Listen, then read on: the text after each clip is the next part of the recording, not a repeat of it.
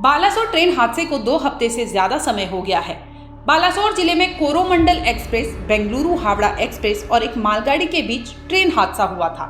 इस ट्रेन हादसे में 291 लोग मारे गए थे तो 900 से अधिक घायल हो गए थे। कोरोमंडल एक्सप्रेस के गंभीर रूप से घायल लोको पायलट के परिवार ने हाल ही में कुछ आरोप लगाए हैं, जिसके मुताबिक परिवार वालों को घायल लोको पायलट से मिलने नहीं दिया जा रहा। आपको बता दें कि कोरोमंडल एक्सप्रेस के लोको पायलट 49 साल के गुनिधि मोहंती थे। उनके साथ 36 साल के सहायक लोको पायलट हजारी कुमार बेहरा भी उस वक्त उस ट्रेन में सवार थे। बालासोर ट्रेन हादसे को 2 हफ्ते से ज्यादा समय हो गया है, लेकिन फिर भी मोहंती के बारे में उनके परिवार को कोई जानकारी नहीं मिल पाई है।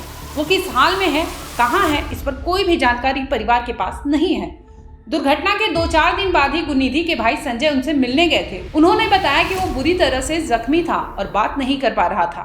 यहाँ तक कि हालत ऐसी थी कि उसे आईसीयू में भर्ती कराया गया था।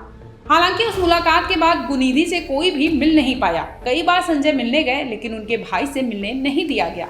हालांकि वो इस बात की पुष्टि नहीं कर सके कि गुनिधि की पत्नी को उनसे मिलने की अनुमति दी गई थी या नहीं।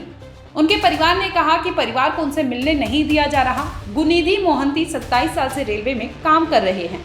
जब 2 जून को ट्रेन हादसा हुआ था, उस वक्त मोहंती ही कोरोमंडल एक्सप्रेस चला रहे थे। इस हादसे में मोहंती और बेहरा दोनों गंभीर रूप से घायल हो गए थे, जिसके बाद उन्हें अस्पताल ले जाया गया। वहीं गुनिधि के पिता विष्णु चरण मोहंती की माने तो उनके बेटे ने कुछ भी गलत नहीं किया है। उन्होंने कहा कि गुनिधि ने अब तक रेल सेवा में कोई गलत काम नहीं किया है।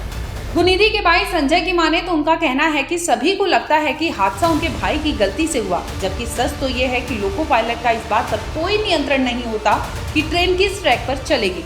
ये ऑन ड्यूटी स्टेशन मास्टर का कर्तव्य है कि किसी विशेष ट्रेन को उस लाइन पर यात्रा करने की अनुमति देता है या नहीं।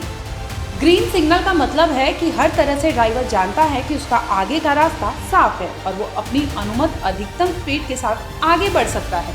वैसे भी कोरोमंडल एक्सप्रेस को उस सेक्शन पर 130 किलोमीटर प्रति घंटे की रफ्तार से यात्रा करने की अनुमति थी, जबकि वास्तविक स्पीड 128 किलोमीटर प्रति घंटा था। सिग्नल लाल होने पर न तो वो गुजरा था और न ही वो ओवर स्पीड कर रहा था। ऐसे में ये हादसा कई सवाल खड़े करता है। आखिर हादसे के पीछे की हकीकत थी तो थी क्या? फिलहाल मामले की जांच चल रही है। ब्यूरो रिपोर्ट, क्राइम तक।